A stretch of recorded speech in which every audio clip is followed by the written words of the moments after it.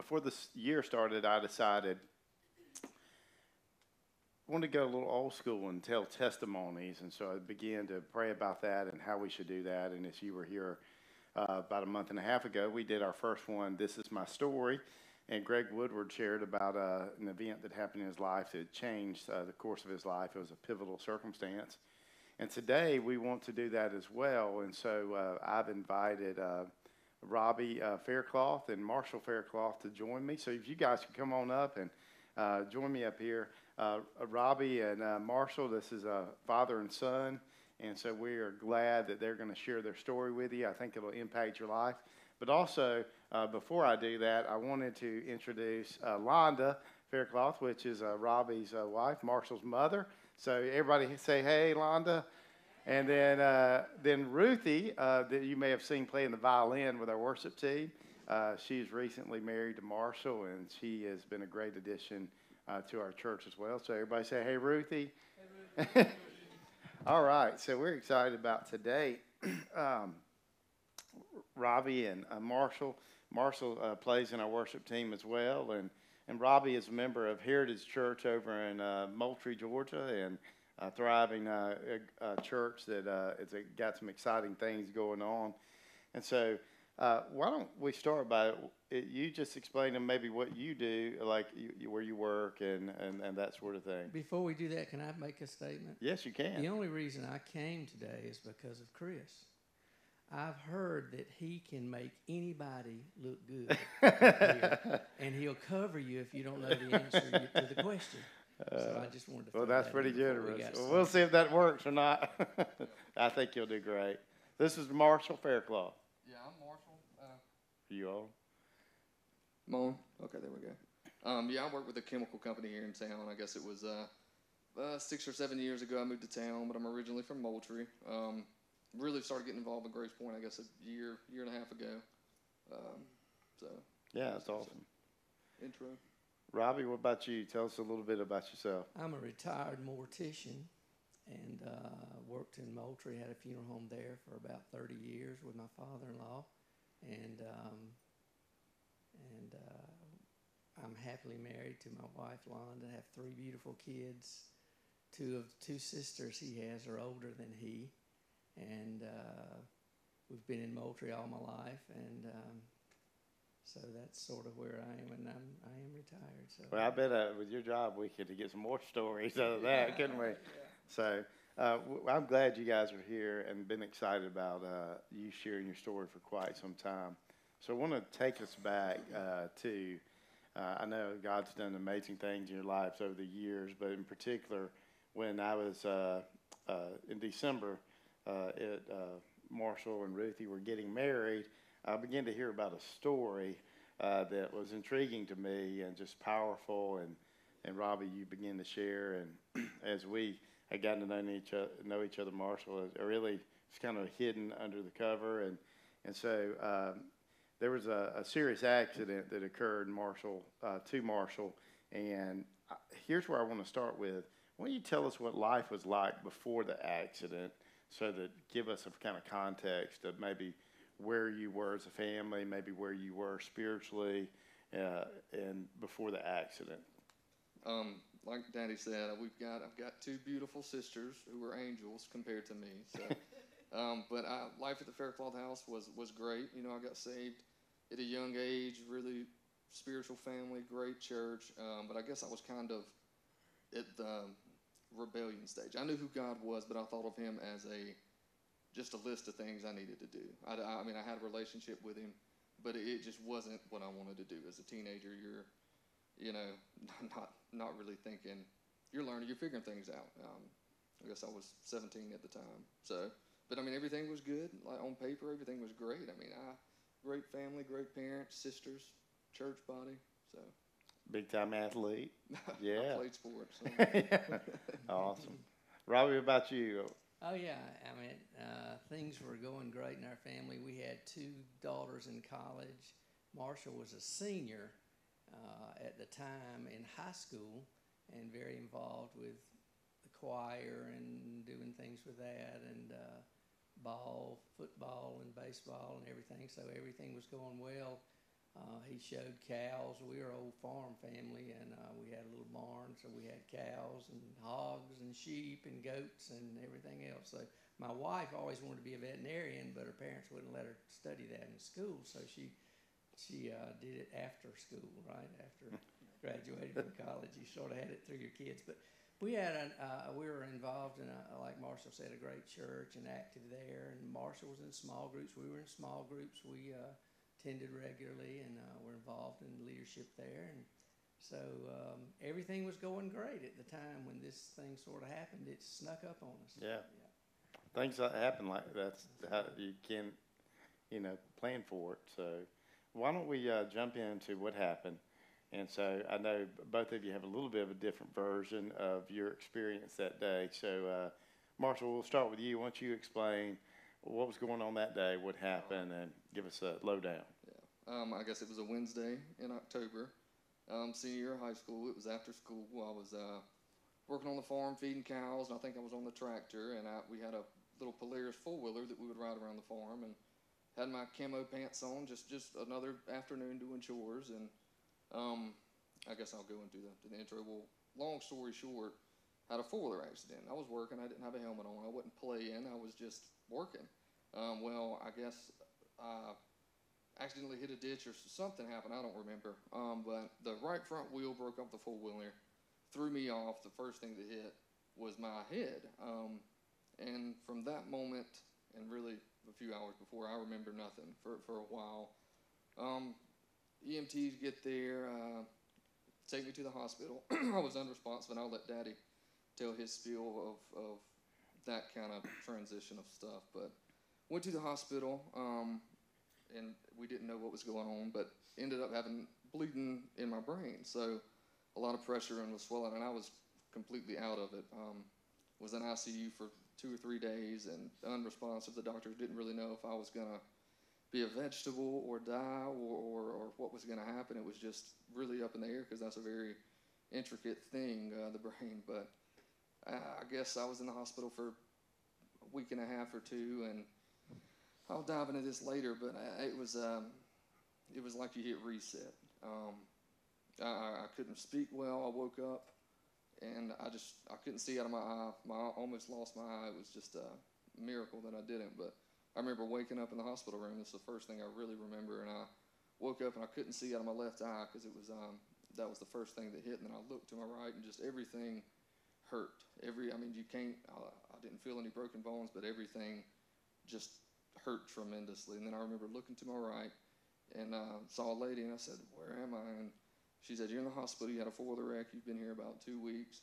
And I said, "Okay, who are you?" And she said, "I'm your mama." And I knew who Mama was, but it was just, why didn't I recognize her? Like, and it hit me, and then I think I just blacked out again, but wasn't moving much, couldn't really move, but I knew who my mother was, but I didn't recognize that was her for whatever reason, and that was kind of a shocker. I was like, how did that happen? But all of that said, did rehab. I had to walk up a little step or two before I could go home, but I guess I'll backtrack. Got out of ICU, I kind of started doing better, then they moved me to the regular room, and that's when I had that interaction with Mama. But then it was just a long process of trying to talk again, trying to walk again, trying to think, and I knew, the worst part I think was I knew that I couldn't do these things. But you can't see your brain. You can't see a broken finger or a scrape on your hand. It's just, you have to figure this thing out. But and then I'll talk more of the process after that later, but sure. That's the gist from the get-go. So tell about that day from a parent's perspective. Okay. Marshall goes missing. Yeah. It's funny how all these emotions run through you as you're reliving it. We haven't really rehearsed this or anything, so it's off the cuff for sure, but as the day came in and went away, as it came in, I'd gone to church that night practicing music and had come home about 8:30, and my wife said, "Where's Marshall?" And I said, "I guess I don't really know where he is. She said, well, what did you have him do? And I said, well, he was feeding up the animals. I told him to do that before it got dark. She said, well, I haven't seen him. I said, okay. I said, something's up probably, so I'm going to have to go see him. So I got in my truck and ran over there to see him, and I was coming up on the corral. We got a little corral. And I saw the lights of a four-wheeler upright shining towards the bullpen. And I said, well, he must be throwing some hay over the fence for the bulls or something. I didn't know. And so I stopped. I pulled off the road down in the ditch and opened my door and looked over there and said, Marshall, come here. Where are you, son? No answer. The four-wheeler was running, actually. And I'd stopped about 75 feet from it, because I didn't go over, it sort of was high weeds and grass there where I was. And so I yelled at him 3 or 4 times, didn't hear him, so I was fixing to get down off my truck, and I heard something go, oh, just sort of grumbled. So I said, Marshall? And I was listening for him from the four-wheeler, and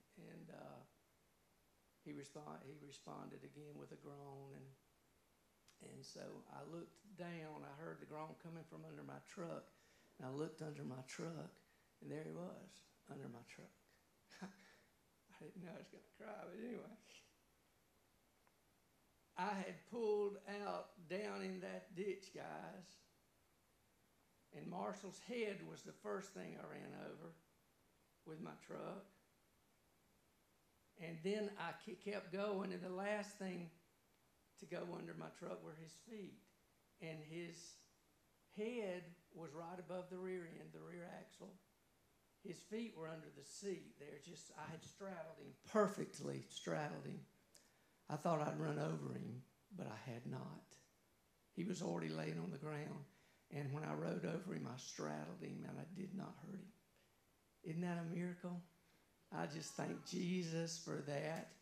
Jesus looked after that, because I could have pulled off in there 100,000 times and never missed him. I could have hit him over and over and over and over. But he already had dried blood on his face, and the grass was ground into his forehead, and he was not responding. He wasn't moving. I got under there, and I said, Marshall, did I run over you? And he just groaned, and I didn't know if I had or not. I couldn't see well because I didn't have a light under there. But anyway, after I straddled him, I reacted and called a buddy of mine, and he came up, and as soon as I called him, I called I don't know if I called 911 first or after, but I called Londa, my wife, and 911 consecutively, and got them on the way, and just held Marshall right there. He never moved. And he talked to us a little bit and answered some questions. And that was good. I was real pleased about that once the EMTs got there. But they said they're not sure for sure, because he didn't answer everything just right, but how it was going. I said, what do you mean he didn't? He said, well, if he didn't answer it just right, he may have a brain bleed. I didn't even know what that was, but anyway, that occurred. We got Marshall in the ambulance and got him going, and ended up, we got there. They gave him some sedatives, and I guess I don't know if I'm supposed to share how much I'm supposed to share. You just go. Okay, but anyway, the sheriff stopped me on the way going 100 miles an hour trying to catch that ambulance. I needed to slow down anyway, so he told me to, and I did. We got there, and Marshall was up on the table, and I went in there where he was, and Marshall was sort of buff. He was a strong little guy. He worked and played ball most of his life, and I thought I'd go down and hold him down for those nurses because he was trying to get up.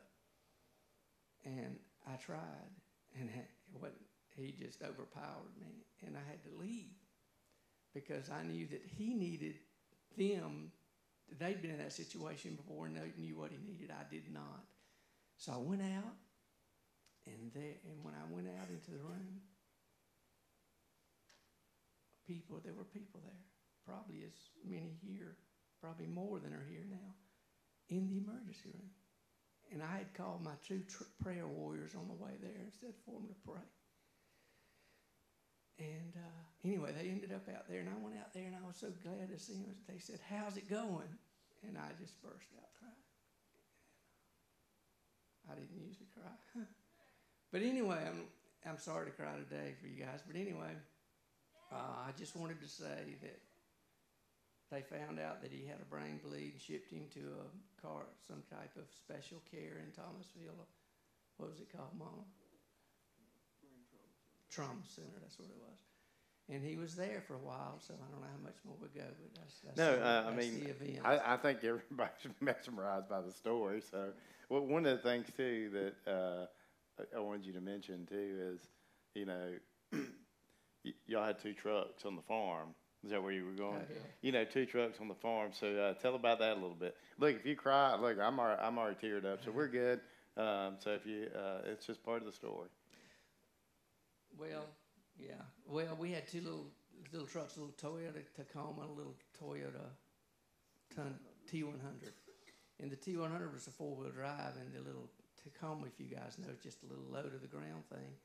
And I probably drove that little Tacoma as much or more than I did that little T100. And that night I got in the Tundra, which was lifted up off the ground, probably at least or close to a foot higher than that Tacoma. Had I gotten into the little Tacoma like I normally did, I'd just come from church in, I would have straddled him with that Tacoma with no clearance of his head and body, probably. It would have been very close. And that was another miracle, too, that I got in the raised up T100. So, yes. And I'll add that Dad, he never stops unless he's getting out of the truck. So, I mean, it's a miracle that he just happened to stop directly on top of me. And I didn't really know this until last night. We were kind of running through the story.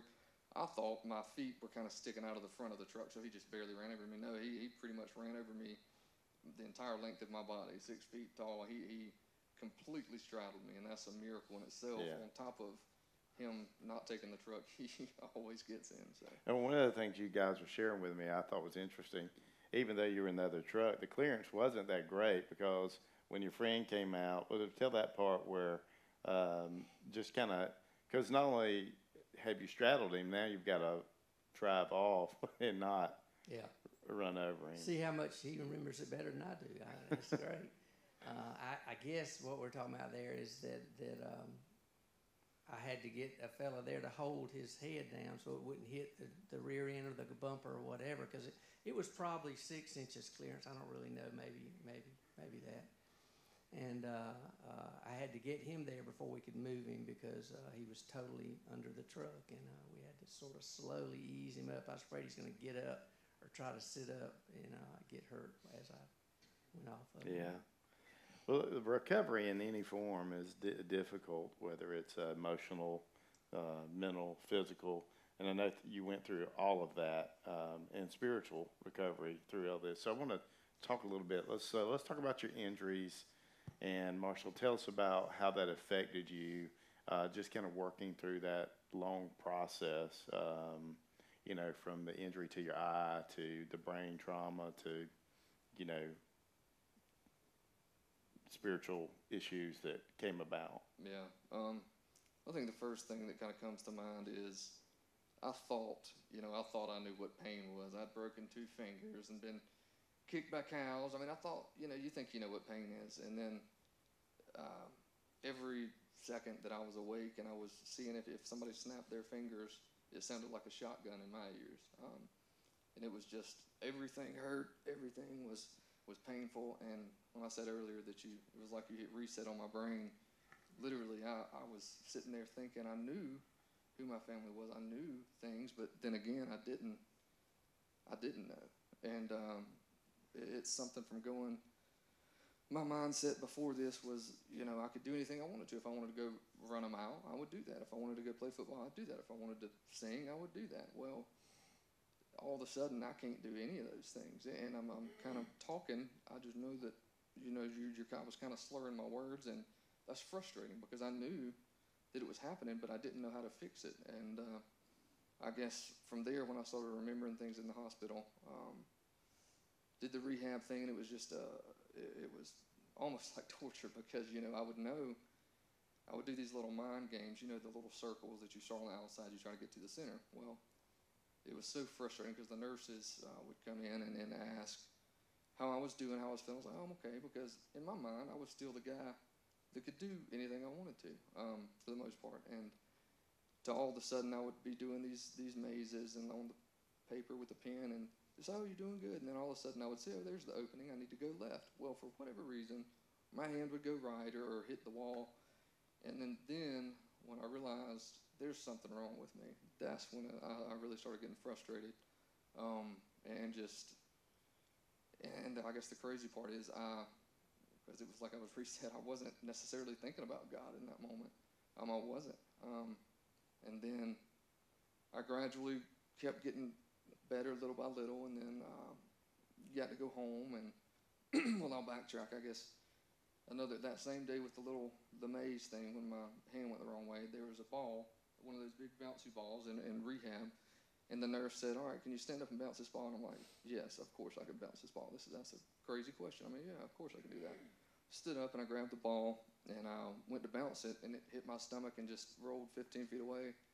And I think I teared up, and I just sat back down in the wheelchair and I said, I want to go back downstairs. And then, you know, I guess a few days after that, rehab, I was able to step up the stairs, so I got to go home. And I had to stay on the first floor. I couldn't go up to my room. So Mom and Daddy brought a bed down. But then that's when it really, I started to get discouraged, because it would be every day we would get up and eat breakfast. And then at about 10:30 or 11, this was part of the rehab they told Mom and Daddy to do.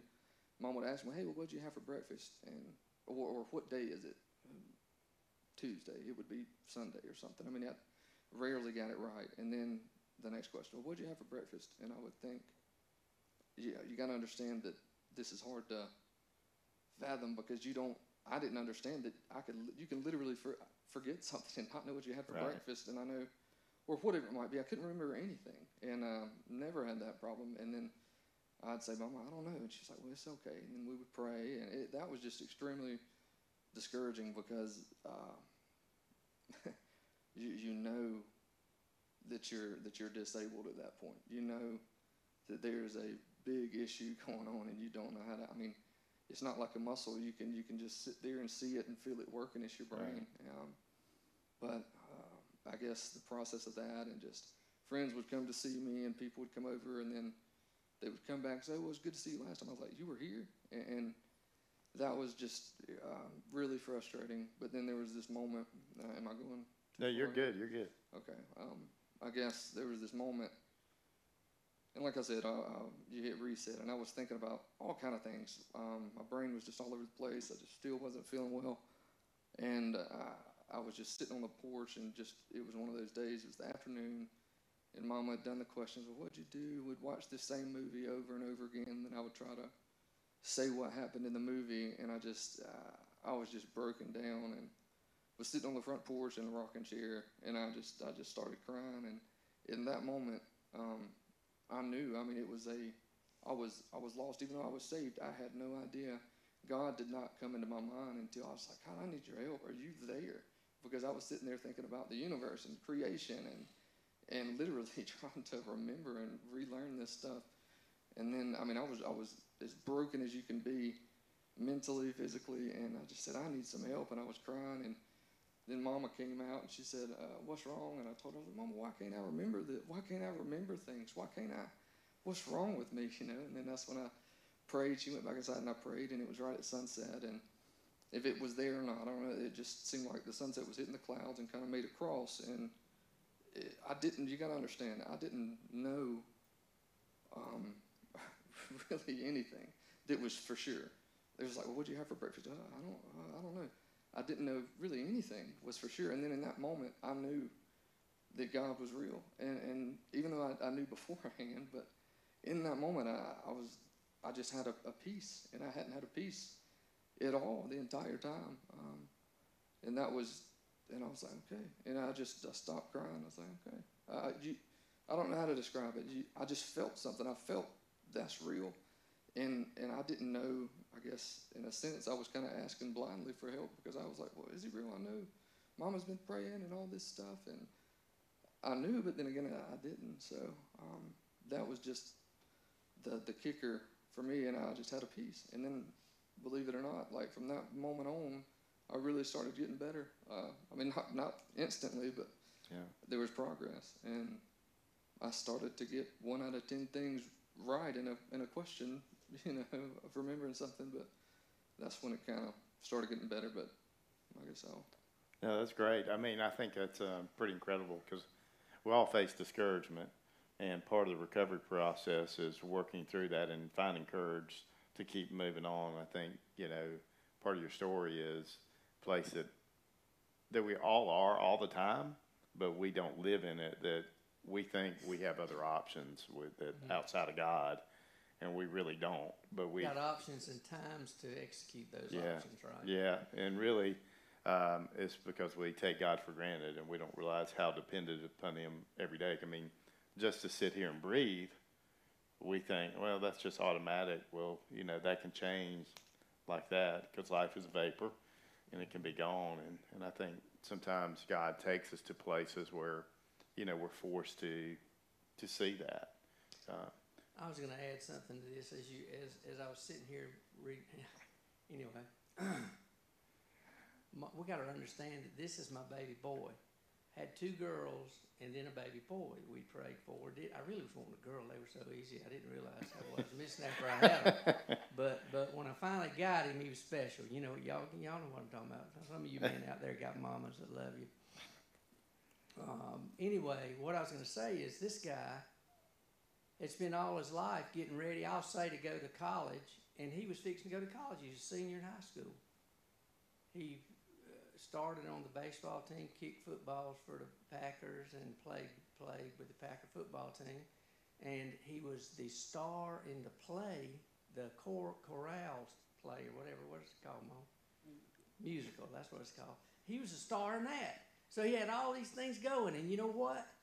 He didn't get to do any of them. He tried. He did a little bit to get to right at the end in June or July, whenever the end of baseball season was. But he didn't get to do any of that stuff. And that hurt him, and I was hurting for him that he didn't get to do all these things he was going to get to do. And we weren't even sure he was going to get to go to college. So, but anyway, he did. All that worked out. But I just want to throw that in. It just seemed like such a sacrifice, and we'll get to how good it was, though, for it to happen later. Yeah.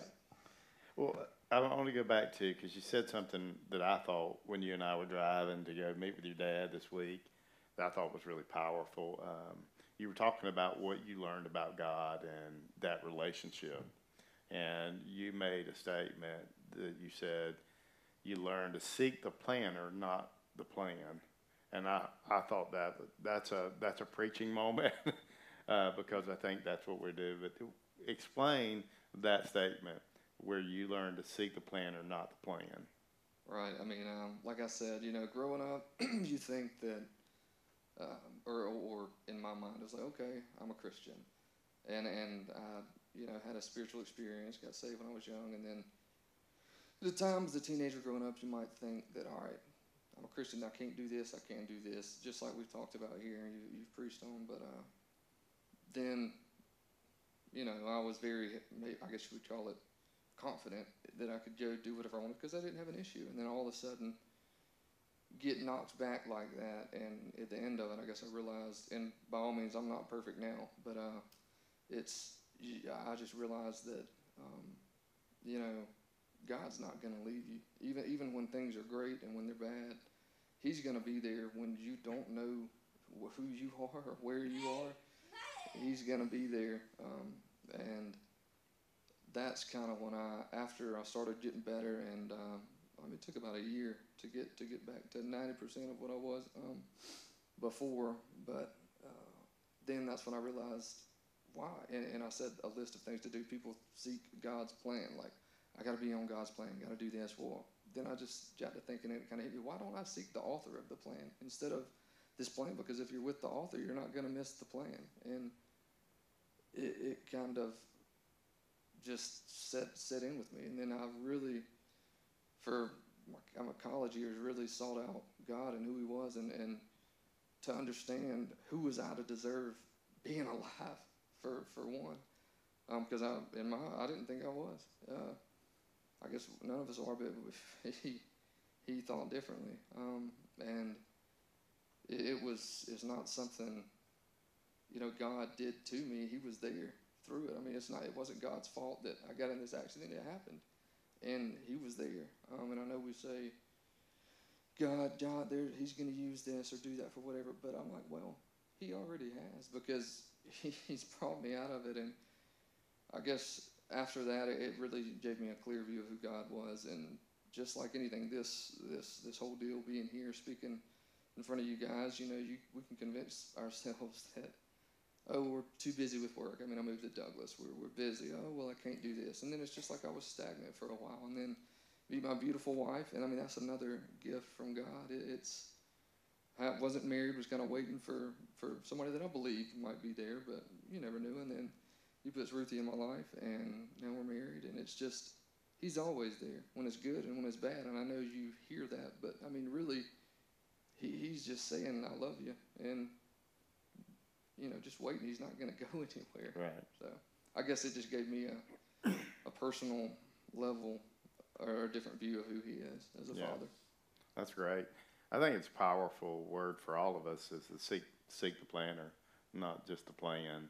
And if you get to know the planner, then He'll reveal to you the plan. That's powerful. And you were talking about God being faithful through the process. You mentioned a verse that was significant to you. So talk about that verse.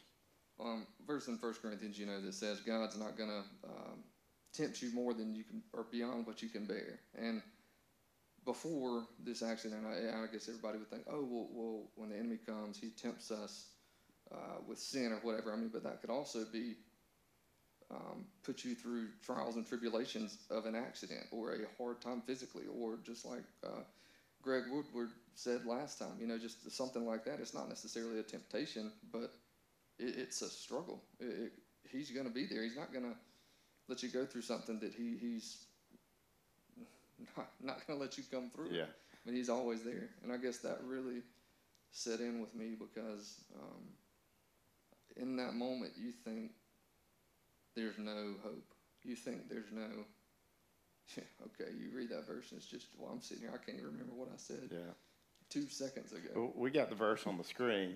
So this is 1 Corinthians 10:13 that you mentioned. No temptation has overtaken you that is not common to man. God is faithful. He will not let you be tempted beyond your ability. But with temptation, He will also provide the way of escape that you may be able to endure it. And you and I were talking about, typically when we read this verse, and you mentioned, we think about it just in a moral temptation. But also, the word temptation there in the Greek also has the idea of just being tested. That even in the testing that we go through, God provides a way out. And the passage says He is faithful. He's there in the midst of it.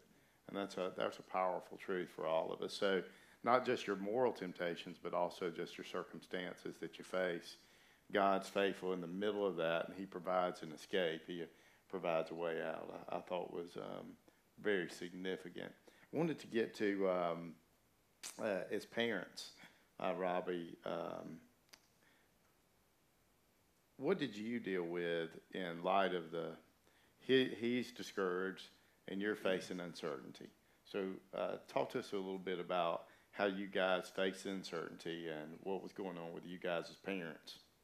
I feel most of you folks have gone through trauma and these type of events as a Christian, and it does test your faith in the sense of what's your foundation, who are you calling on for help in this situation. What it did for us, for me, and my wife it strengthened our prayer life immensely when we're sitting up in the hospital wondering if our son's going to make it through. So it tested our faith too, and what we believed and what we practiced the best we knew how. Before the accident, we wanted to make sure that we had done our part of praying. Now, my wife's a prayer warrior too. She prays. Now, she makes sense of her praise. I just sort of babble sometimes, but God knows my heart. And I know He knew my heart then, and that was that I wanted my son to live. Don't you just claim some things, name it and claim it, I don't believe in.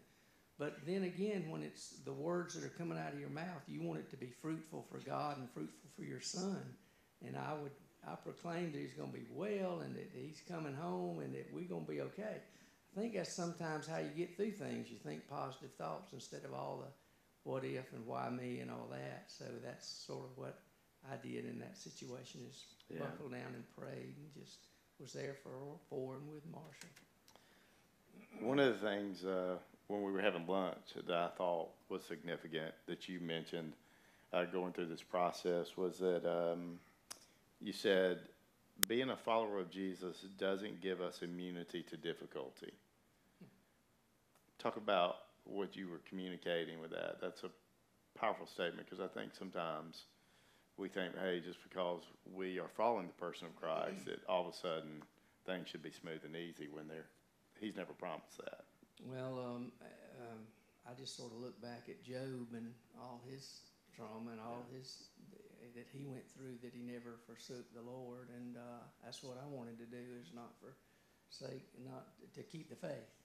And Paul obviously was persecuted, and sometimes we may feel that we're being persecuted or that God's punishing us in some way, but that's not the case. And I feel like God puts us through trials. He'll be there for us when our trials and tribulations come. I remember one time the old preacher was preaching and said, and it stuck with me through the years, is that there are 3 phases in life that we'll go through.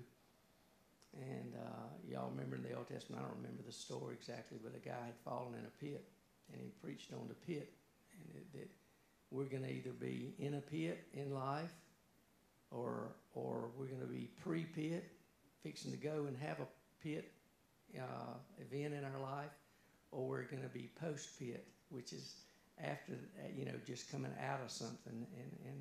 And I just realized and have experienced since this happened with Marshall, which has been probably almost 15 years ago, that those events are there and we're headed towards them or out of them or we're in them now. And so that we've got to practice some of what we ended up in the last 15 years going through, and that is trusting the Lord with your life and your children and everything else. So. Yeah, it's good. A lot of us are parents. Once you become a parent, doesn't matter if your kid becomes an adult, you still see them as your kids. And as we were talking, you talked about being a parent and some of the things that you learned in terms of your kids. And so you talked about our kids are God's kids. And share that a little bit about what you meant when you said that in our discussion. I think it was good for me as a dad, and I think it'll be good for others as parents looking at their children and what you meant when you said you learned through this event. Well, I don't remember exactly what I said, but I do know in the scripture it says that we're to leave our parents, and your parents are to let go of their children and give them to God. And Marshall was such a gift and such a pleasure to be a parent to all his life. We gave him to the Lord early on, that he's God's man and God's boy, and do with him what you please, Lord. And that sometimes can. I know we met a missionary just briefly prior to starting the service, and it always amazes me how people can give up everything and go and do and be a missionary. I appreciate you, brother. And but I think that's what happened with us when we gave all our children, especially Marshall, to the Lord to be something special for God. We knew he would be. We know he is now, and but we just let him go. And when you let something go, it's out of your hands. Don't we want to try to fix most things when they go wrong? I mean, you guys, girls, all of us want to fix it. Go do it. Well, some things you can't fix. And when that happens, you're able to give them to God. And I think that was a big reality for us to realize how much that he wasn't ours. He was ours, but he is ours, but he's not ours. Yeah, I've heard stewardship is it's temporary, and our stewardship is temporary. And sometimes we don't think about our kids being a stewardship, is that God's given us. They're His kids, and so when you said that, it made me think about it. I was like, my 3 sons are not mine. They're only mine for a short time, and that moments like this can kind of highlight that for us. When Hannah got finally, after being barren for so many years in 1 Samuel chapter 1, God blessed her with having Samuel. She had dedicated him to the temple and had to leave him as a young boy at the temple because she turned him over to the Lord. And really, I think that's a process that we all have to go through as moms and dads. God, this is your child. You've only given him to me for a short time. And, when you said that to me, we were eating, I was like, wow, yeah, because I was writing down what you guys said, and I was like, that's a powerful, powerful truth for all of us as parents, is to come to grips with, really God loves our children more than we love them, and that they're His kids, not just ours. And that's, I think, just a powerful truth, and will help us through difficult times like this if we understand what God's up to. Marshall, you referred to this accident being a gift to you in our conversation. Would you explain to us about how you can see such a terrible moment as a gift? I mean, that wasn't an immediate thought, Right. But at the end of it, because I know how I talk to Father and I talk to God now, and it's different, and how I view things. And when those trials or struggles come, I'm not worried about them, because I know through everything there's going to be one truth, and that's Jesus. And I think it's also a gift that I get to share and tell people how or what I went through when this happened. And then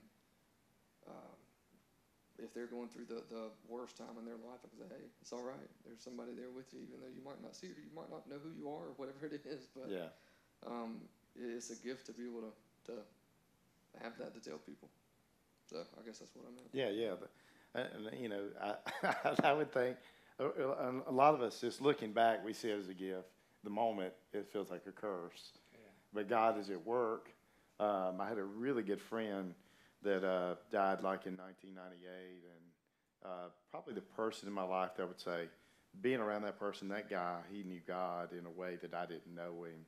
He would always talk about his cystic fibrosis and the things that he had physically wrong with him as a gift from God, and I was like, just always blew me away. And when you said that just, I thought about him. I thought about, we typically see things as curse and blessings, and often miss the fact that some of the things that happen like this in our life, although they're difficult to go through, they end up being life-changing. They draw us closer to God. God uses those things to help us to minister to the people around us, and I think that's powerful, for sure. So looking back on the event, I know that you both have talked about people who minister to you. I think it would help all of us, because all of us go through these events, but also we have friends and family and neighbors and people in our church who go through these events. What advice would you give us? What did people do that really minister to you during those times? Are there things they said or things they did that you felt like, man, this is something we could really learn from? What comes to mind?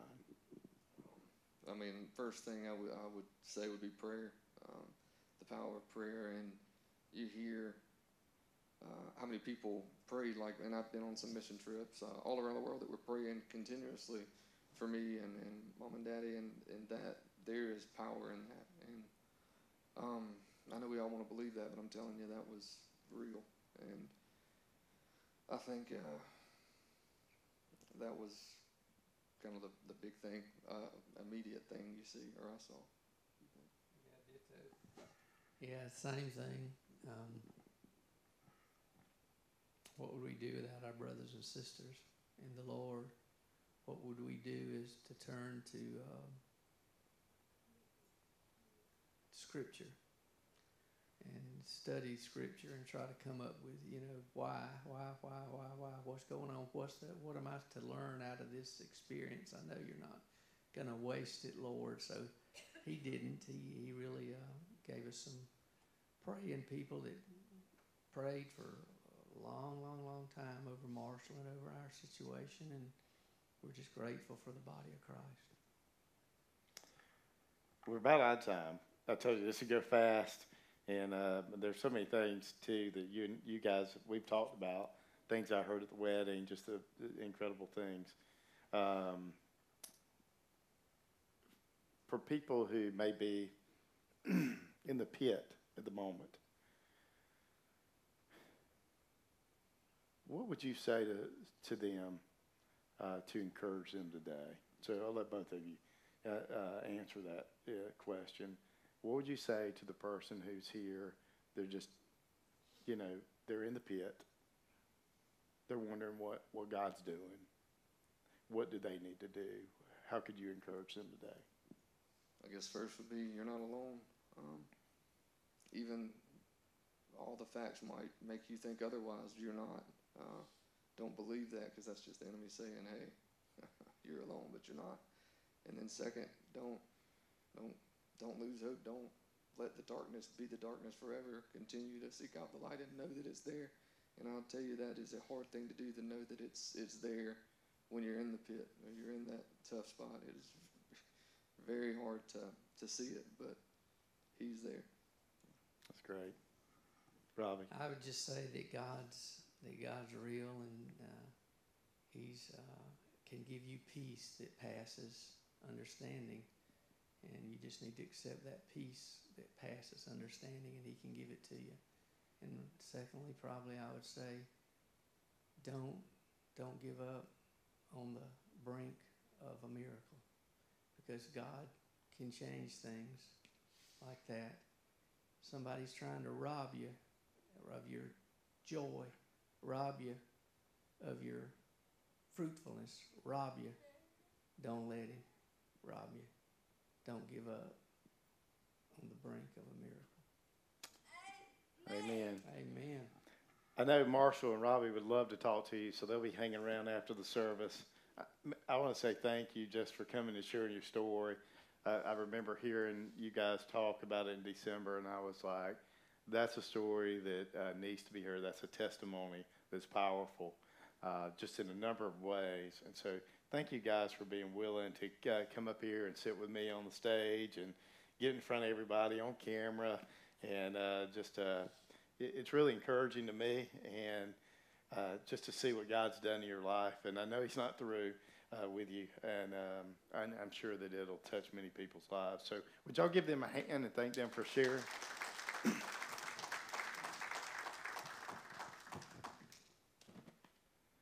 It's a great reminder that God is at work in our lives. And so as we close today, worship team's going to come on up, and they're going to lead us in. But, God is doing some great things among us. So we celebrate their story, which is God's story at work in our lives. So thank you, guys.